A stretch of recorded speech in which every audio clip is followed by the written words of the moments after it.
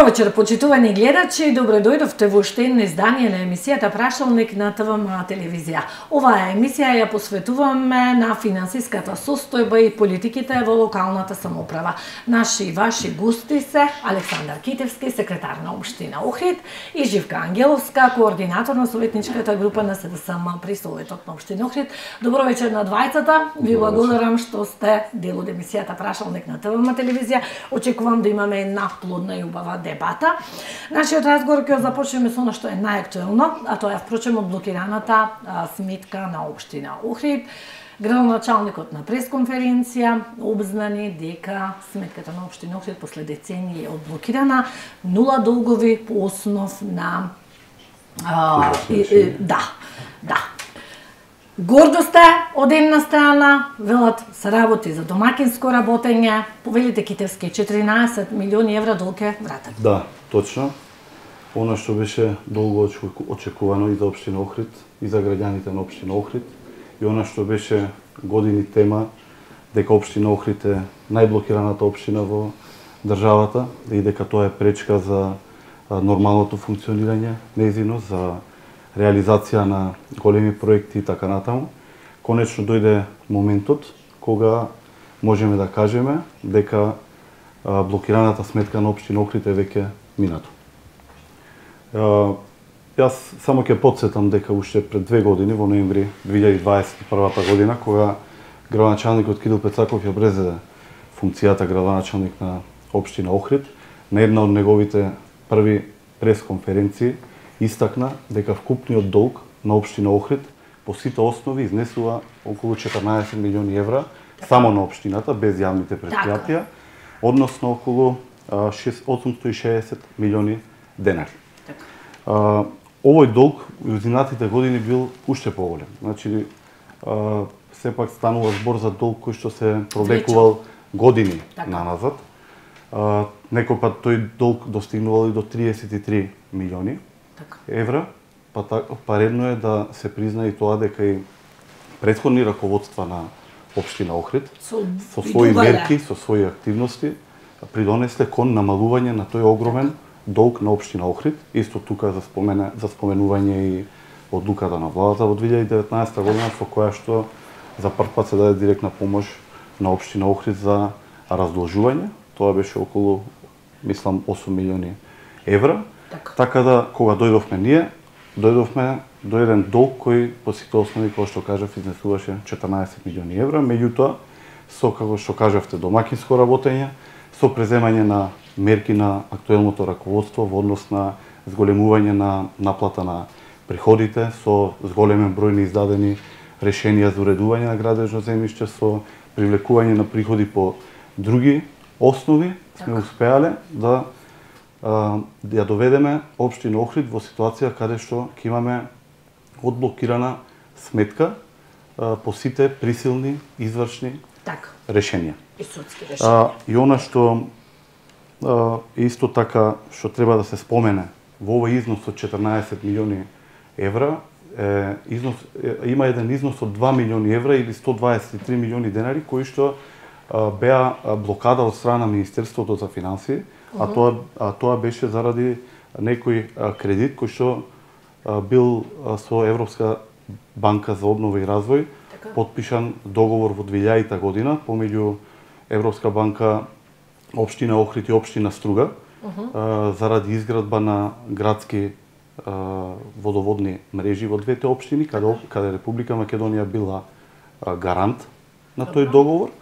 И со оглед на тоа што општина Охрид и општина Струга, односно општина Охрид не можела да го врати долгот од 123 милиони денари или 2 милиони евра, државата го презела тој долг и затоа во 2022 година беше донесен закон во Собранието на Република Македонија за претворање на побарувањето на Република Македонија во траен влог во јавното претпријатие колекторски систем и токму ова се чекаше веќе година дена, иако законот беше донесен 2022 година декември месец, чекавме повеќе од година дена да се претвори тоа побарување во траен влог во јавното претпријатие за конечно и оваа блокада на сметката на општина Охрид да биде тргната и затоа беше и чекањето овие година дена за да можеме да да ја одблокираме целосно општината. Така. Ангеловска, треба ли да им се честита на работењето, на домакинското работење, како што вели власта?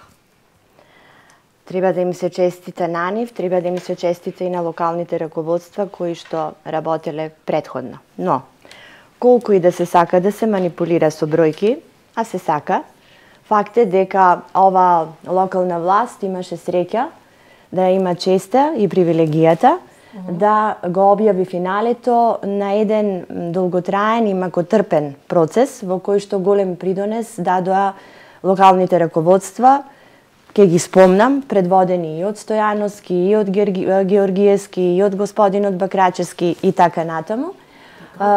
И самото одблокирање на жиросметката на општината всушност представува завршната фаза на децениското делување, кое што затоа сметам дека најсоодветно во ситуацијата е да се каже дека и оваа локална власт учествуваше во процесот на одблокирање на жиросметката на општина Охрид, односно продолжи да чекори по истата патека, по истиот правец по кој што чекорија и претходните локални раководства и го заврши она од кое што некој претходно го отпочнал.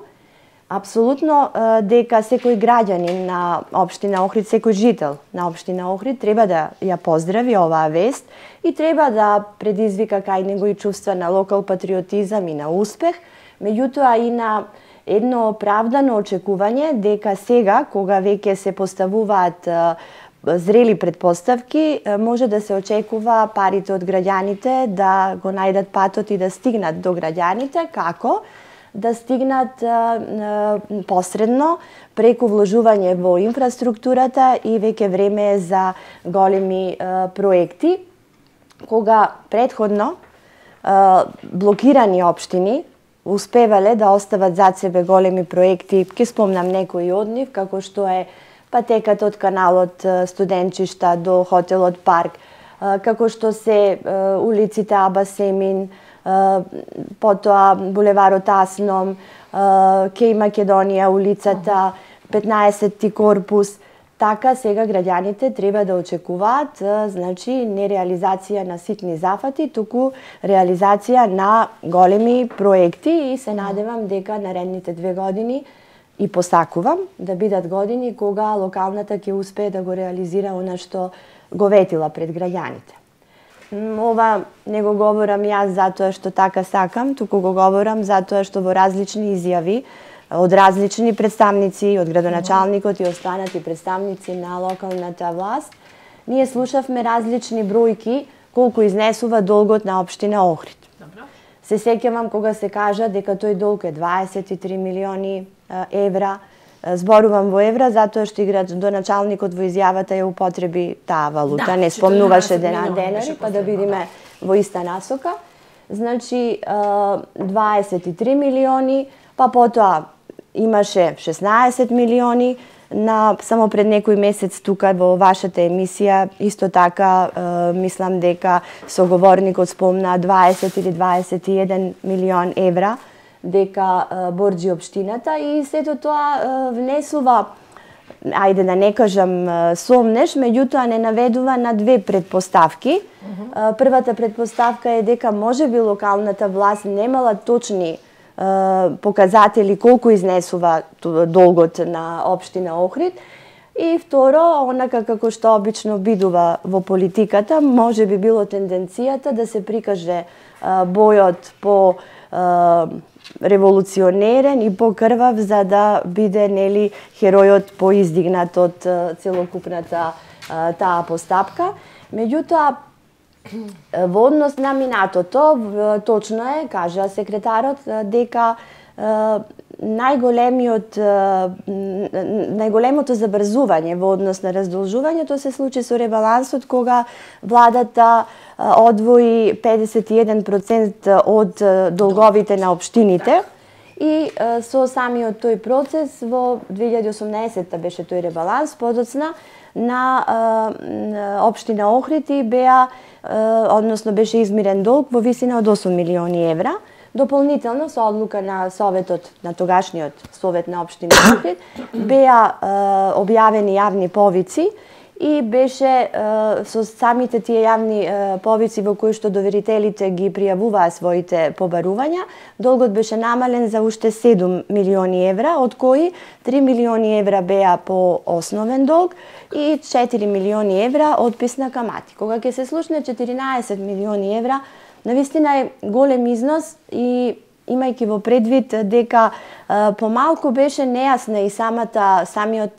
изјава и самиот прес на градоначалникот, затоа што еднаш спомнува 14 милиони евра, ја спомнува одлуката на владата во однос на отписот кој што сега го презема владата, претходно беше во буџетот на општината, за да накрај каже дека бил 30% од долгот измирен, па затоа мислам дека е чесно да знаеме ние, да знаат граѓаните колку средства се извршени, односно колку оваа локална власт исплати од долгот по основ на извршни решенија, затоа што тука знаеме има и основен долг, има и камати, има извршни трошоци, судски трошоци и така натаму.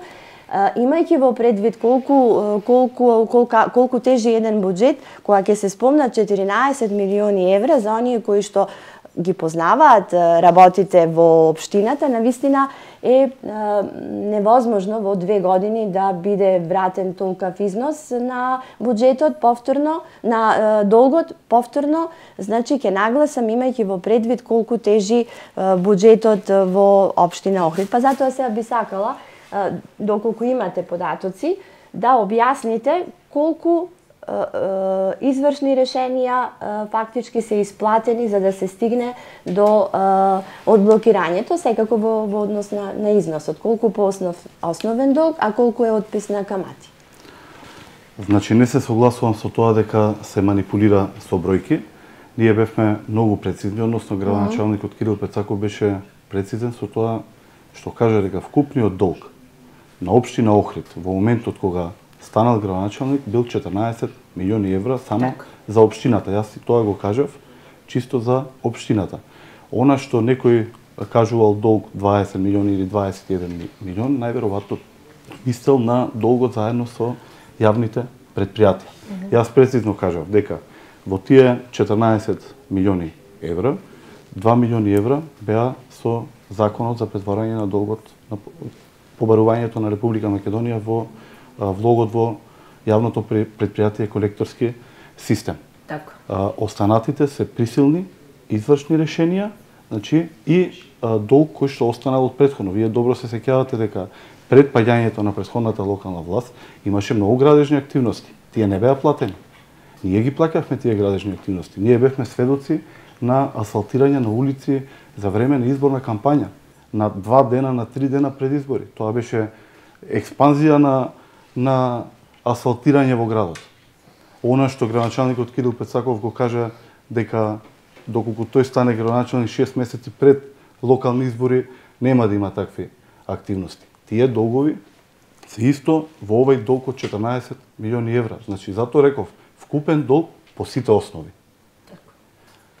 Вие сте советник, во секое време може да дојдете во секторот за финансии, ќе видите колку од нив бил главен долг, колку од нив биле камати, меѓутоа бројката од 14 милиони евра е долгот, вкупниот долг по сите основи во општина Охрид, на општина Охрид, во моментот кога Кирил Пецаков дошол за градоначалник. Може реплика? За реплицирате, да. Значи, јас почнав дека ова не е мое мислење, а какви изјави се давале, сигурно самата архива по медиуми ќе покаже дека апсолутно не е точно дека сте останувале дека долгот изнесува 14 милиони евра кога дојдовте на власт и сега, туку апсолутно беа различни цифри пренесувани. Не станува збор, добро вие сакавте да кажете дека се случувала експанзија, се согласувам само во едно, имаше експанзија на градежни активности во периодот на претходната локална власт, меѓутоа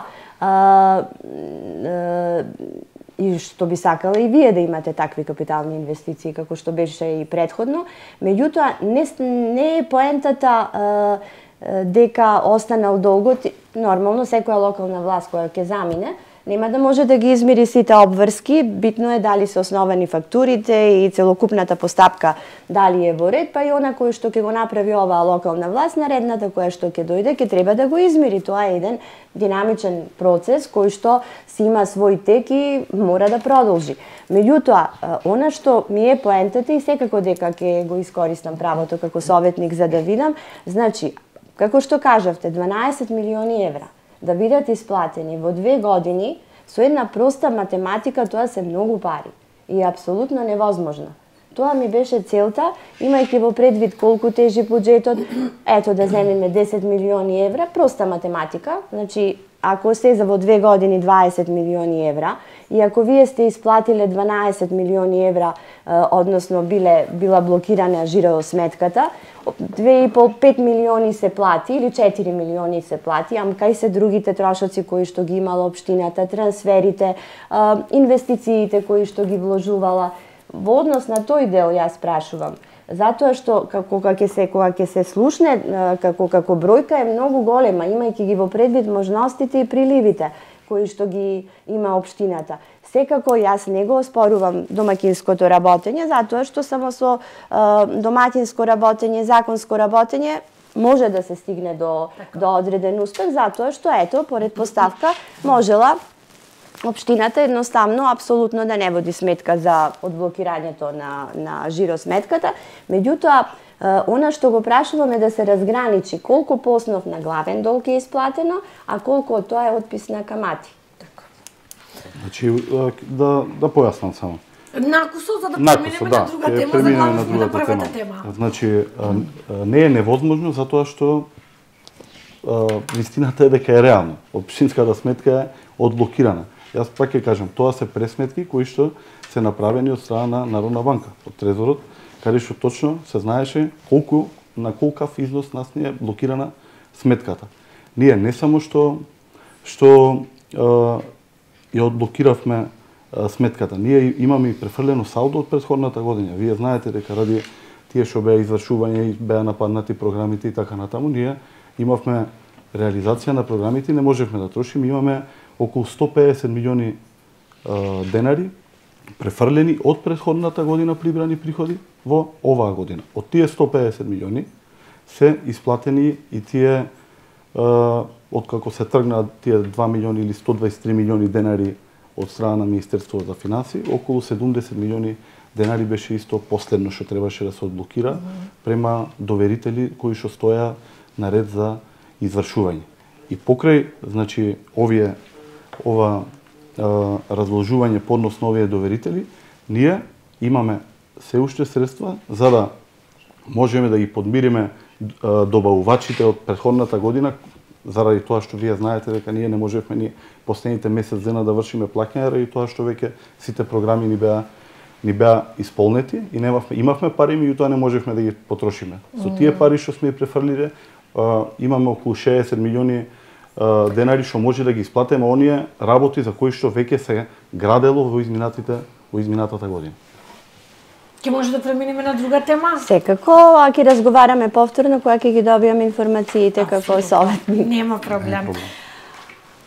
Ајде да ги споменеме долговите на јавните предпријатија. Значи, општината е блокирана, градоначалникот рече дека во идниот период мисија ќе биде да почнат да се блокираат и јавните предпријатија, кои што за жал ни се дават во долгови. Колку е вкупниот долг на јавните предпријатија и дали се бара начин за да се случи одблокирање и нивно, некое позитивно финансиско работење, некоја светла точка, се очекува ли на тоа поле?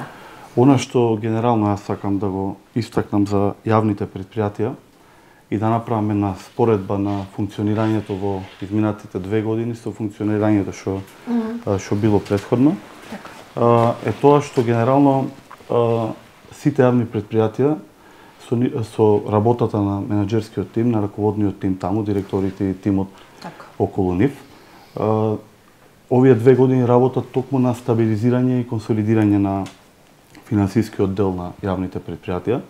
Тешко е тоа, меѓутоа реално е дека веќе има резултати. Јас сега ќе одам дел по дел од јавните предпријатија, конкретно јавното предпријатие, да речеме Билјанин извори, имаме од претходната година добивка од околу 7 милиони денари. Имаме зголемување на приходите на буџетот на јавното предпријатие во споредба со претходниот период за околу 45%. Чисто од нивните приходи имаме инвестиции во овој јавно предпријатие.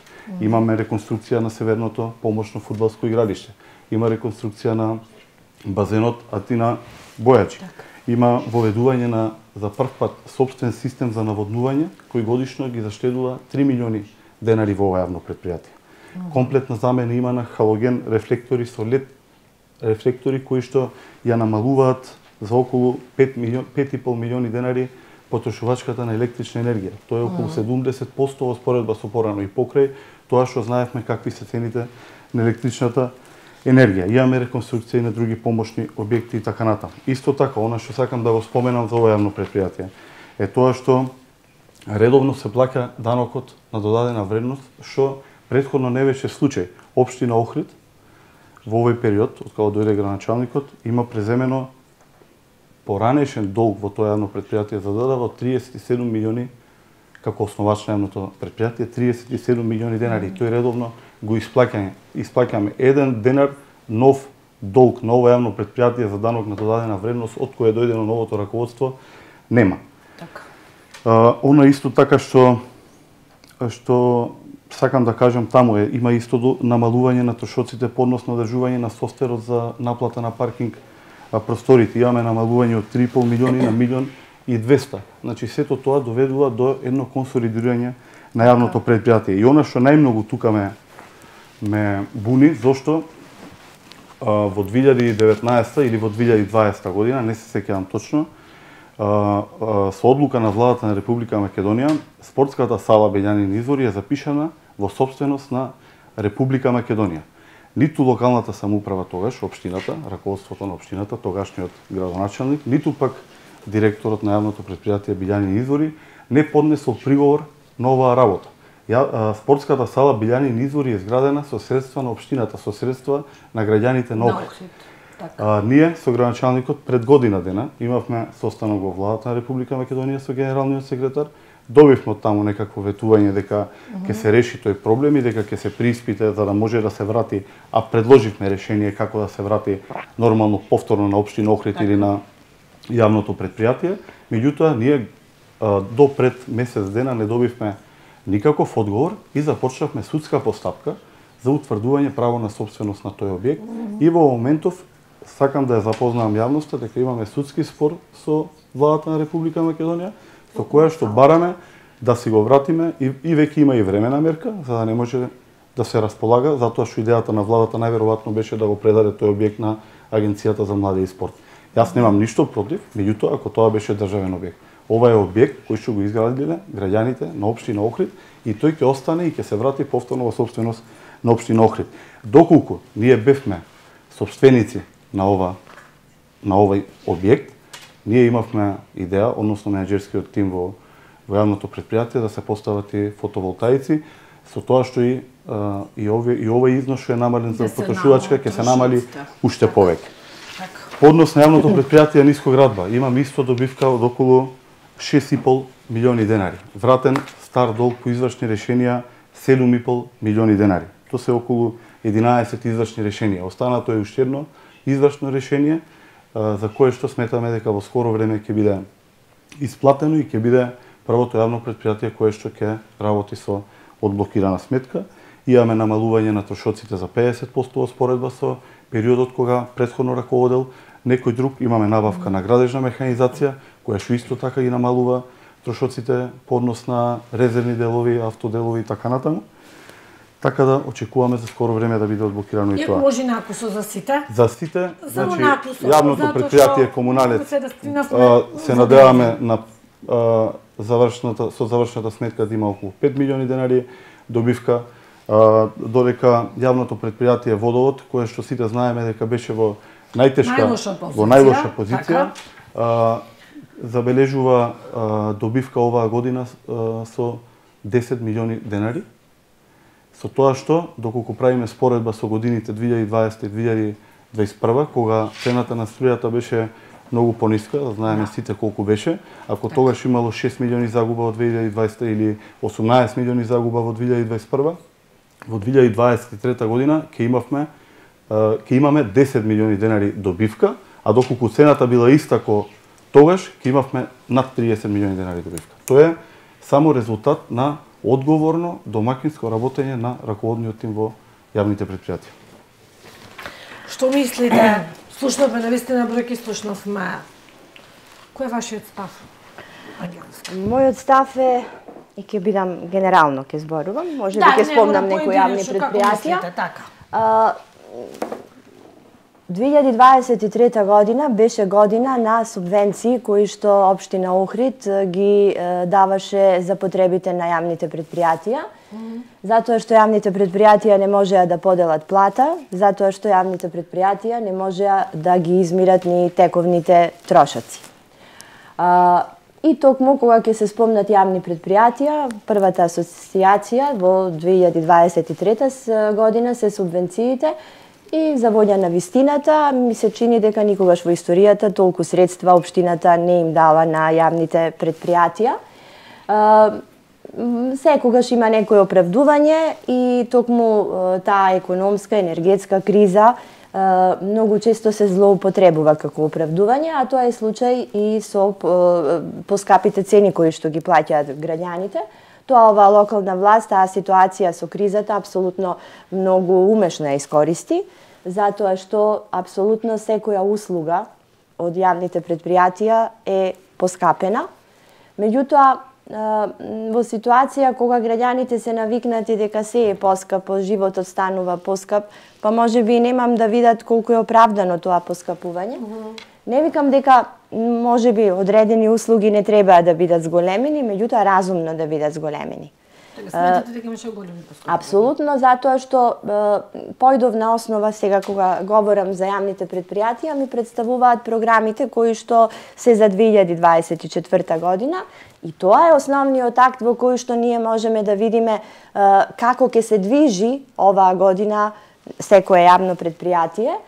Тука можев да забележам дека дури и менаџерските тимови кога ги предвидувале приходите, кога ги зголемувале цените, и сами се изненадени колку многу приходи добиле, значи ги надминуваат очигледно и нивните очекувања.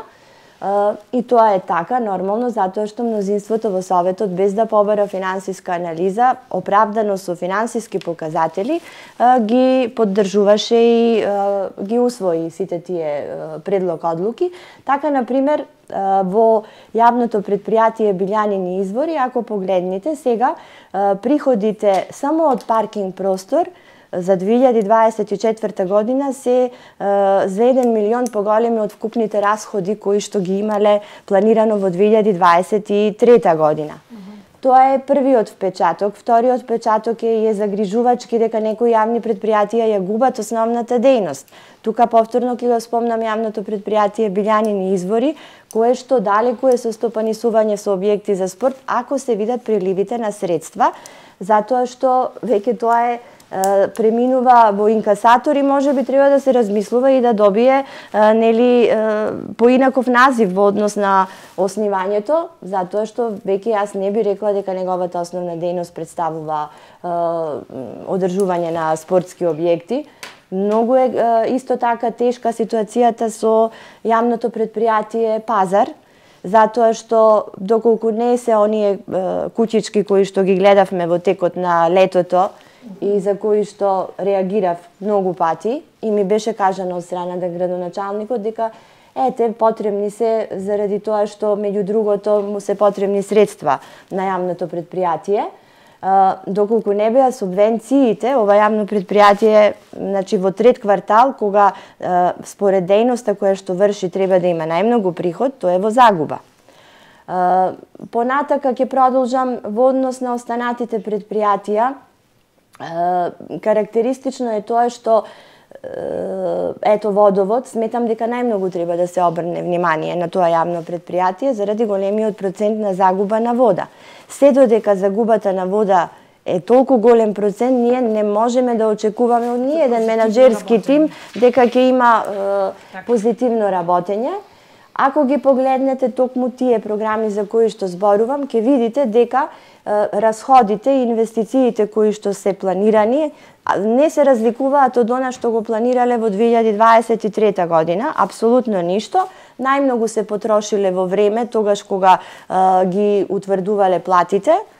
Тука има поголеми расходи, па има дури и такви јавни предпријатија кои што точно си навеле дека ги зголемуваат во одреден износ за нови вработувања и повторно ги оставаат инвестициите директно да бидат на трошок на општината.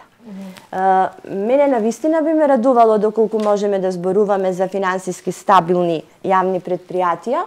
И сега не е проблемот од овие 2 години во јавните предпријатија или од предходните 4 или од предходните се влечи, значи тој проблем се влечи долги години и се додека од вкупниот приход најголемиот дел на расходи одат на плати за вработените. Се додека не се вложува во осовременување на механизацијата во јавните предпријатија и се додека општината дава субвенции на јавните предпријатија, ние не можеме да кажеме дека во моментот имаме финансиски стабилни јавни предпријатија.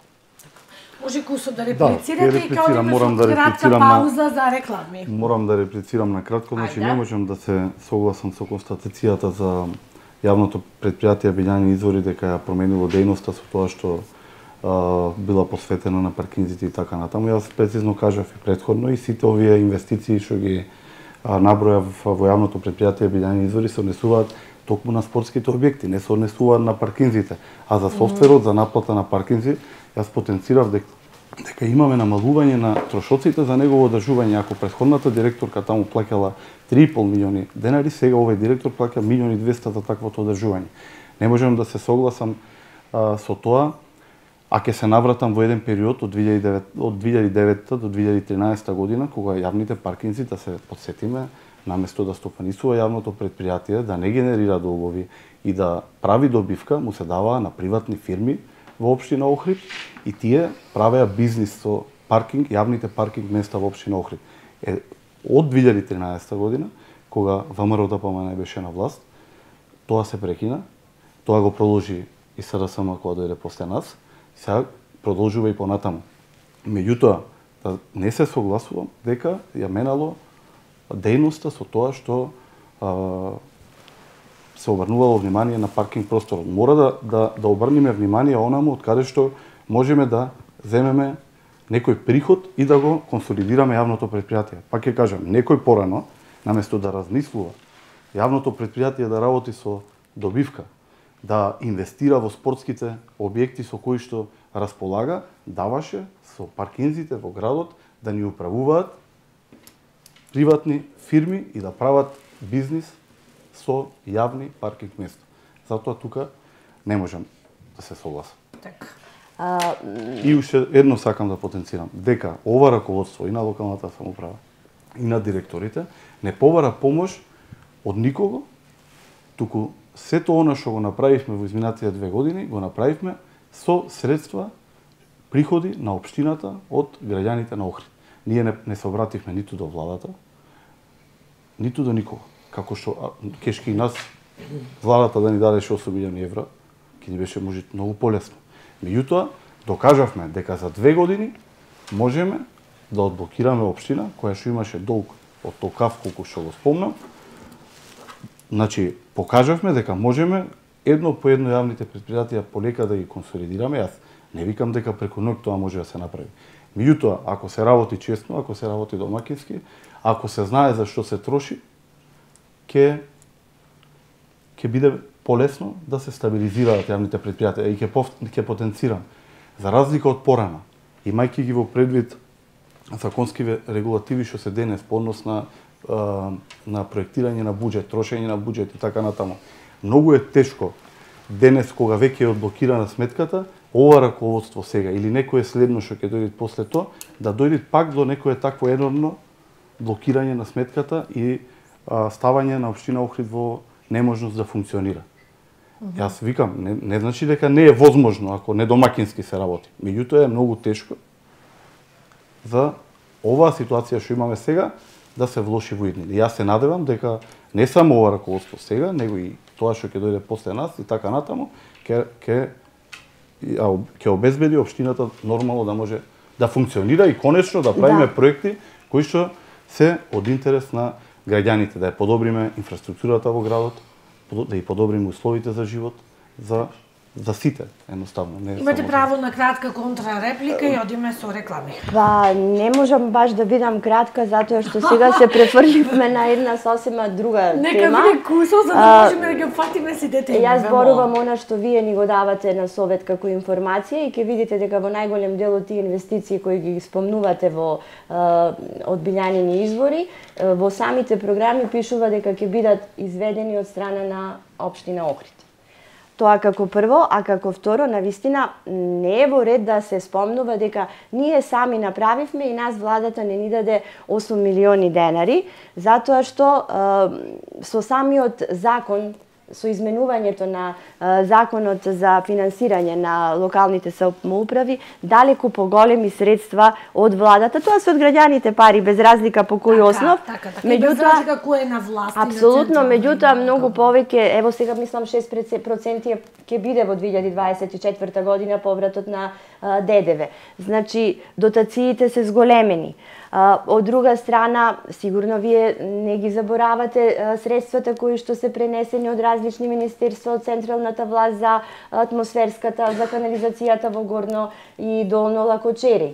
Сега најново е нели средствата кои што точно врз основа на проекти на општината, меѓутоа средства извоени од страна на владата, чинам 70 милиони денари беа за адаптирање на простор за нова училишна зграда за училиштето Коста Абраш, се извинувам, Кочорацин, 20 милиони за спортската сала и не сакам сите да ги набројувам, меѓутоа во една и немаме време, меѓутоа во една таква ситуација јас за цело време и претходно и за раздолжувањето не спомнав и не ги спомнав поголеми приливи и сето тоа, затоа што сметав дека треба да си разговараме за општината, за она што нас ни е надлежност, меѓутоа апсолутно не може да се каже дека без никаква помош. Ако не ги дала тие средства владата, тогаш ќе требаше општината, нели, да издвои од она што го има за да го направи. И не еднаш, 100 пати имам кажано дека само со заедничко делување секој од позицијата од која што се наоѓа може да има успех, меѓутоа нормално е во политиката секој да си го истакнува од своја страна она што му одговара, меѓутоа фактите се тие и треба сите да знаеме дека само со заедничко работење и заедничко придонесување, без разлика кој од политичка провиденција е, без разлика кој делува од локална или од централна власт, само тогаш би имало успех. А верувам дека граѓаните токму тоа го сакаат и не ги интересира кој ги дал парите и кој ги направил работите, се додека гледа поголеми проекти и подобро живее. Така е, точно е тоа. Ние никогаш не спориме кога работиме проекти заедно со владата, како што ја спомнавте канализацијата или како што е голф терените. Ние тоа секогаш сме окажувале. Дотациите веќе се друга работа. Тоа се работи кои што нас ни припаѓаат по закон. И тоа е дел од нашиот буџет. Тука не можеме да кажеме дека тоа е наше и нас ни припаѓа како локална самоуправа врз основа на процесот на децентрализација, а по однос на Кочорацин и спортската сала во Лесковец, точно ние изработивме проекти и да ве потсетам, значи во предлог буџетот што го предложи владата, овие средства не беа предвидени. Овие средства беа одобрени и изгласани на собрание по амандман од пратениците на ВМРО ДПМН, тоа се Лидија Петковска, Грација Бакрачевска и Александар Николовски. Тие беа околу 90 милиони денари кои што беа доделени. И тие се дел од можеби тие 60 милиони евра кои што државата ги зеде као кредит и добро е што се договорија горе да се распределат по општини, а да не се даваат за предизборен подкуп за разни работи кои што сме сведочеле во минатото.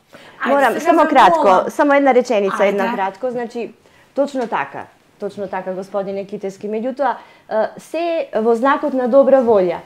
И јас имав амандман, нормално, како амандманот СДСМ и коалицијата, не како мој амандман, и вие имавте волја да го прифатите тој амандман.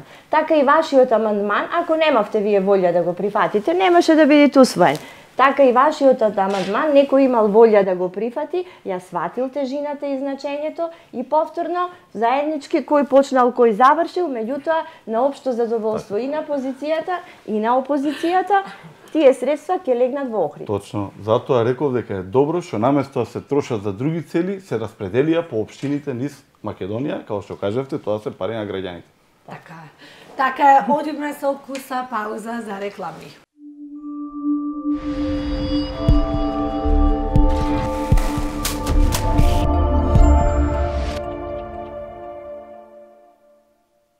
Се враќаме во емисијата Прашалник. За подсетување, наши и ваши гости се Живка Ангеловска, координатор на советничката група НСДСМ при општина Охрид и секретарот на општина Охрид Александар Китевски.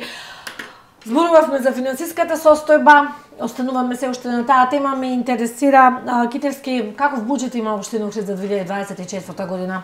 Капитален, развоен? Значи буџетот за 2024 година е проектиран во вкупен износ, значи заедно по сите основи, основен буџет, дотации, самофинансирачки активности, донации и така натаму на околу 26 милиони 900 илјади евра. Она што е за нас битно е основниот буџет на општина Охрид, кој е проектиран на 15 милиони 900 илјади евра. Од овој вака проектиран основен буџет планирани се околу над 5 милиони евра да бидат капитални инвестиции. Добро. Со што би ја подобриле целокупната инфраструктура во градот и би ги подобриле условите за живот на граѓаните. Овие активности може да се видат во програмите за уредување граѓано земјиште, во програмите за јавно осветлување, во програмите за образование, за спорт и така натаму. Она што сакам да го истакнам како проекти кои што се планирани за оваа година, ево ќе се надоврзам на проектот новото училиште Кочурацин, кој што ќе биде во касарната.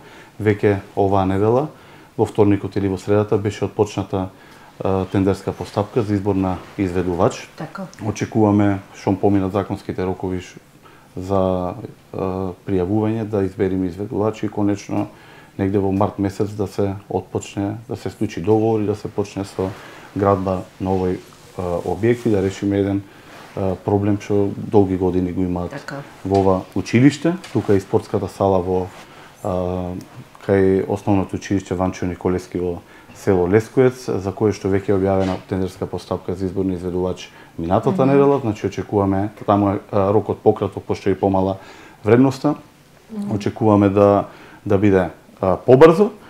Тука ни се во тек, значи реконструкцијата на улицата 7 ноември, реконструкцијата на улицата Гоце Делчев, едноставно двата влеза, едниот од Струга, другиот од Ресен, ке се работат и ќе добијат нов изглед. Ја спомнавме исто као голем проект и канализацијата горно и долно Лакочереј. Предвидени имаме асфалтирање на улици во градот по износ од околу 15 милиони и 800 илјади денари. Имаме во руралните средини исто толку. 7 ноември. Да, 7 ноември ја кажав. Исто тука ни е као проект Кружниот ток, кој што е во веќе лоша состојба на пресекот на спојот со 7 ноември и Железничка. Во план ни е и изградба на ново игралиште кај Стобекс. Таму имавме една постапка која се водеше во државното правобранителство со некои кориснички права. Во моментот се во Министерство за финансии очекуваме за брзо да биде решено и тоа и се надеваме со оглед на тоа што имаме издвоени средства да можеме оваа година да го отпочнеме и тој проект. Тоа ќе значи современо мултифункционално спортско игралиште со фитнес зона и со детско игралиште.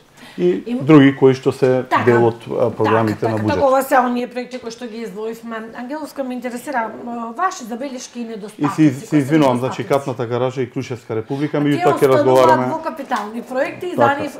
Таму имаме некоја, меѓутоа ќе кажам накнадно. Да.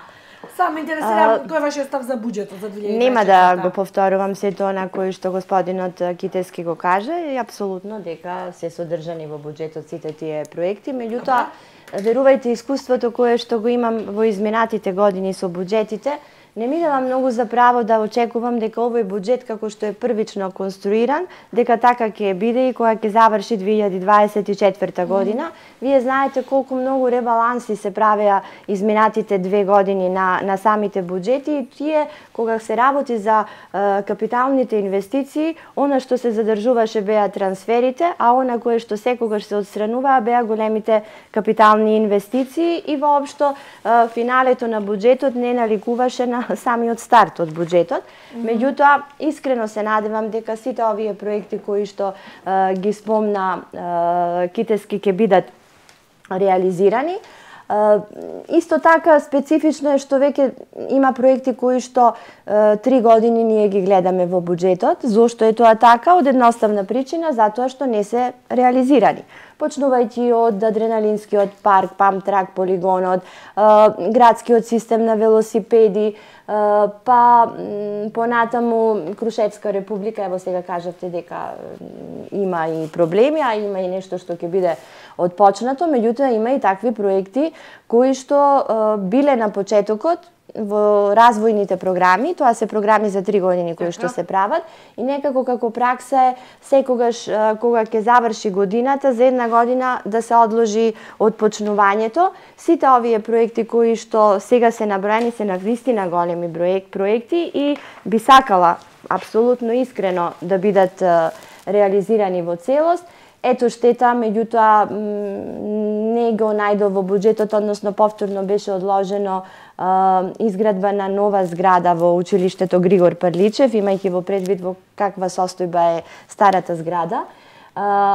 И она што би сакала што побрзо да го видам во однос на реализацијата на буџетот е да се заврши уредувањето на дворот во гимназијата. Тоа и го прашав на една или на последната седница, затоа што навистина не само што е убаво, што не е убаво за око, туку на некој начин ја загрозува и безбедноста на децата при влезот и излезот од гимназијата и што побрзо да отпочнат работите во внатрешниот дел на гимназијата. Се надевам дека тоа ќе го правите во текот на летниот период, за да можат навистина достоинствено да можат да стигнат до научилиште, да се вратат и да ги поминат часовите кои што се таму.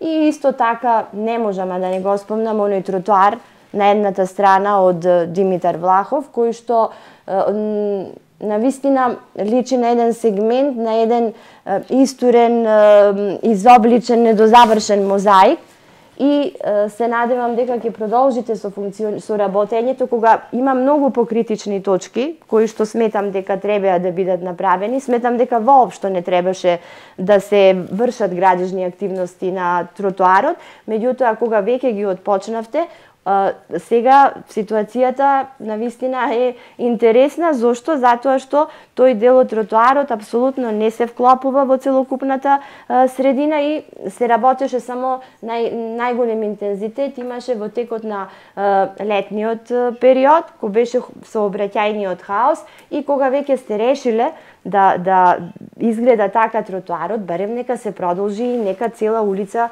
биде направен. Вака, едноставно како да се изгубил во простор во кој што апсолутно не кореспондира со ништо околу него.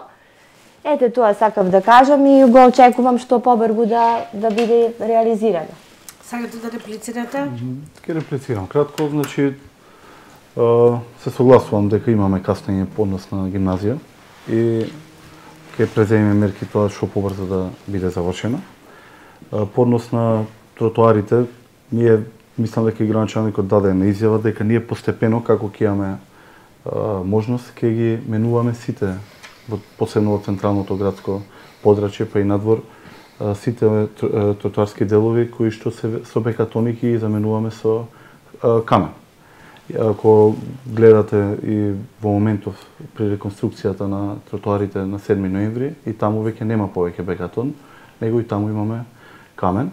Меѓутоа, како што кажав, можеби нема да можеме наеднаш, меѓутоа дел по дел ќе ги менуваме сите тротоарски површини и ќе добијат еден лик, како што кажувате вие, да изгледа убаво и да Меѓутоа, како што кажав, ќе одиме дел по дел, затоа што не сме во можност наеднаш да направиме све. Меѓутоа, динамиката е многу бавна и некако се остава впечаток дека на тротоарот се работеше само во текот на летниот период. И токму тоа ми беше и поентата, да се забрза во однос, сигурно дека вие не сте директно надлежен во тој дел и не зависи од вас, меѓутоа навистина создава една грда слика и за нас, и добро е во пресред на туристичката сезона да биде завршено, да не биде грда слика и за туристите кои што доаѓаат во Охрид. Значи ние ќе гледаме, сигурно таму има нормално има и договори и изведувачите има некои рокови, сигурно нема да дозволиме тие рокови да бидат надминати и како што кажав ќе гледаме максимално да убрзаме таа работа. Ајде да преминеме на капиталните проекти.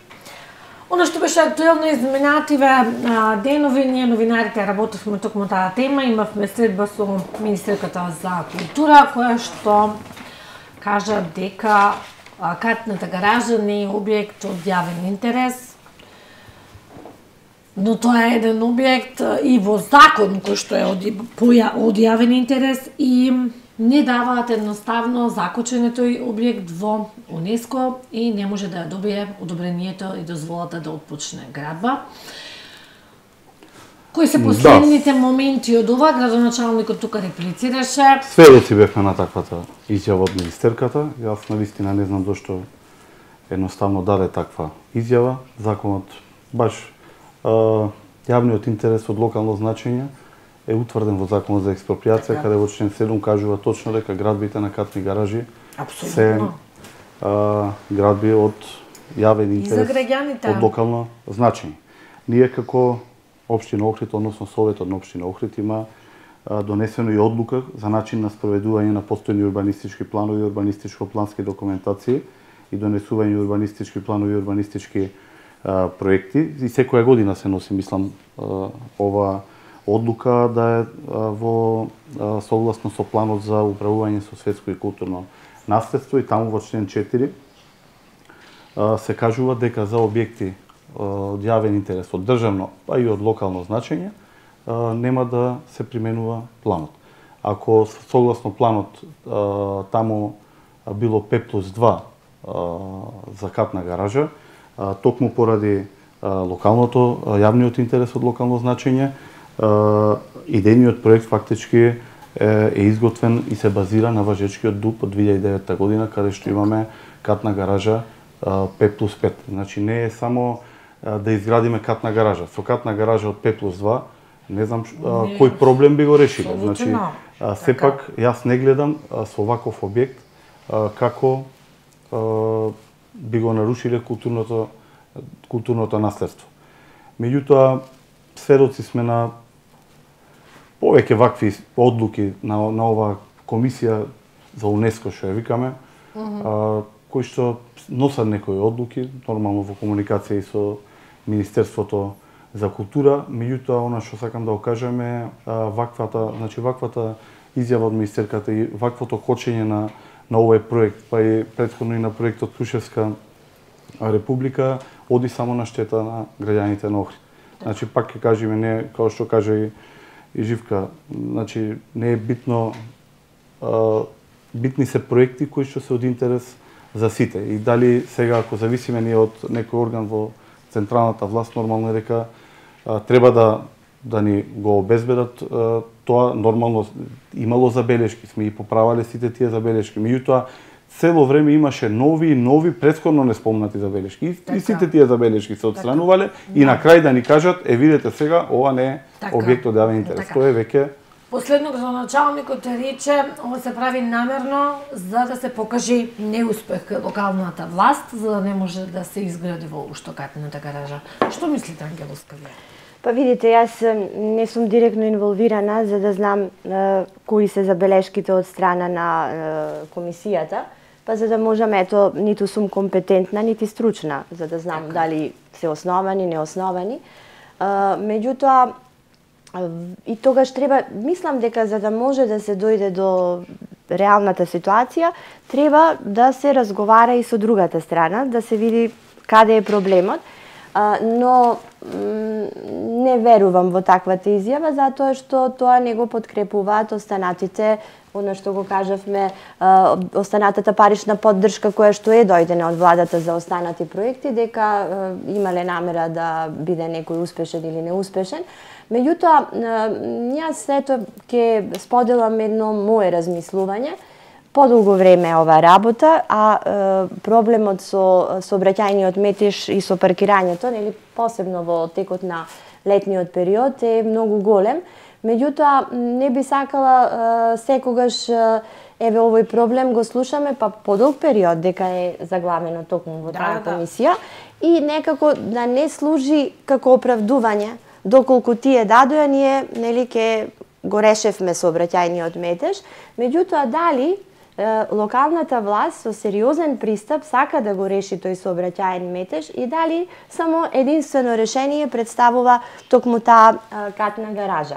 Затоа што мислам дека во предизборната имаше 2 катни гаражи во проектите кои што беа нели во текот на кампањата, 2 катни гаражи, потоа дали сте размислувале, нормално тоа треба постручни лица да го кажат, ние сме правници, меѓутоа дали сте размислувале и за овие монтажни гаражи кои што можеби би можеле да бидат поставени во одредени делови од градот. Исто така, сега ќе има повеќе средства општината, нели, рековме, се градат едни поздрави темели, дали може повеќе средства и за експроприација да бидат издвоени, затоа што има населби, ќе ги спомнам, болнички комплекс Карадаг, кои што немаат апсолутен пристап до влезот на своите згради.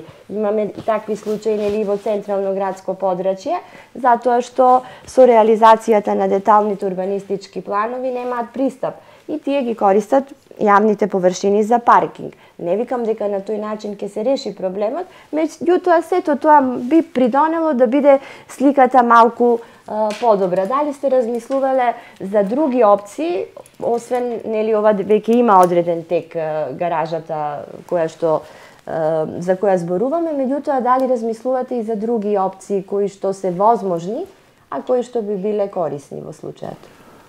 Значи, прво да објаснам пак, пошто точно зашто која е причината. Значи, единствено причината е висината која што била утврдена со планот за управување со светско и културно наследство, за кое што кажав дека ние имаме исклучок доколку се работи за објект од јавен интерес од локално значење.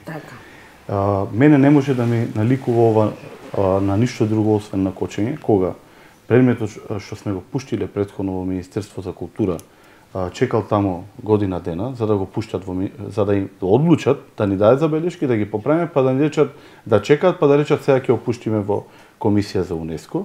Па во Комисија за УНЕСКО го пуштаме на 29 мај 2023, па ништо не се случи до 28 декември додека не пуштаме ургенција, за на крај да ни речат после толку месеци од таму, сега не даваме мислење, го враќаме назад затоа што таму висината согласно планот е 5+2, а ова не е објект од јавен интерес.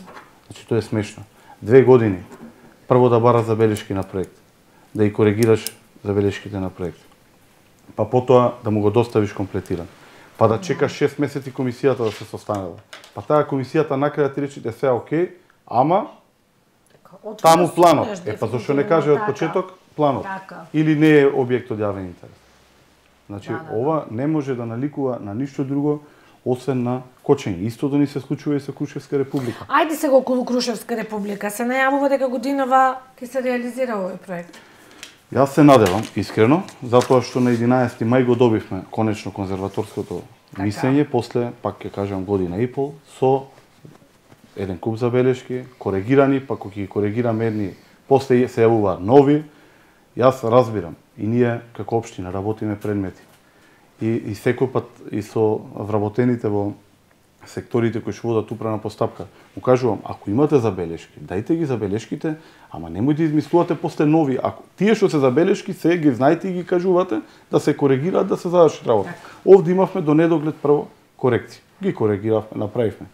На 11 мај конечно го добивме конзерваторското мислење, го пуштивме во Министерство за транспорт и врски за одобрување, потоа бидејќи тие се надлежни за одобрување. Сега и таму имаме некои забелешки, меѓутоа се надевам дека веќе се отстранети, ќе ги Така, пуштиме. дека година Пак се да надевам има дека нема да има можност. сега пак нови некои што не ги виделе претходно па да ни ги дадат и се надевам дека до крај на година, после летната сезона да можеме да отпочнеме со изградба на плоштадот Клучевска република. До крај на годинава. Добро. Сакате нешто околу плоштадот да кажете или да преминеме? Уште едно прашање имам околу УНЕСКО. Не, апсолутно би била среќна кога ќе се реализира како и секој граѓанин на општината. Така. Ајде малку за УНЕСКО и привршуваме со емисијата. Ете и катната гаража е поврзана, катноста уствари на гаражата е поврзана со УНЕСКО. Министерката вели тие реагираат, а општините Охрид и Струга не слушаат. Сами си донесуваат детални урбанистички планови и така натака. Мене ме интересира колку општината прави за заштитата на изгледот на градот, на автентичните градби, колку ги штитиме од притисокот на урбанизацијата и во овој контекст сакам личен став од вас двајцата за случајот со куќата на улицата Димитар Влахов, за кој што се води истражна постапка од страна на основното јавно обвинителство. Граѓаните се револтирани, овој случај навистина предизвика лавина реакции во јавноста. Дали можеше да се спречи ова пред да заврши изградбата? Значи, сега имаме од овој став, сега имаме се. Знаете за кој објект зборувам? Да, знам. И она што јас имам да го кажам е дека општина Охрид од самиот почеток постапила по однос на неправилностите при изградбата на тој објект. И конкретно ќе ви кажам, значи на ден 4.8 до инвеститорите од страна на градежен инспектор на општина Охрид доставени им се покани за вонреден инспекцијски надзор. На 14.8 на лице место е направен вонреден инспекцијски надзор од страна на областен градежен инспектор и составен е записник и констатирано е дека утврдени се неправилности во работењето на субјектот, односно субјектите на надзор не поседуваат одобренија за доградби на деловен објект и истиот записник им е доставен. На 29.8 до МВР доставено е барање за обезбедување на асистенција за затворање на градилиштето. На 31.8.2023 година обезбедена е асистенција за што е изготвен и записник од страна на СВР Охрид. Ден пред затворањето на градилиштето, градежен инспектор има донесено и решение со кое се наредува отстранување на градба. На ден 7 септември 2023 против инвеститорите поднесени се кривични пријави за бесправно градење. Против решението за отстранување на дивоградбите поднесена е жалба до Државна комисија, која што жалба е одбиена и решението е станато правосилно и тече рок за тужба до управен суд. Значи сите активности општина Охрид, односно самостојниот областен градежен инспектор при општина Охрид ги презел. Зошто? И покрај поставената лента, и покрај поднесените кривични пријави, надлежните институции не реагирале, јас не знам. Тука треба да реагира државниот градежен И инспекторат. ова не е единствен случај. Ова се случаи години наназад. Меѓутоа, сведоци сме на носење на закони за легализација на секој 2 години. И јас сум тој што секогаш кажувам дека со законот со носењето на 2 години на закон за легализација ние само стимулираме вакви дивоградби. Ево и во моментов имаме во собрание постапка за нов закон за продолжување на рокот.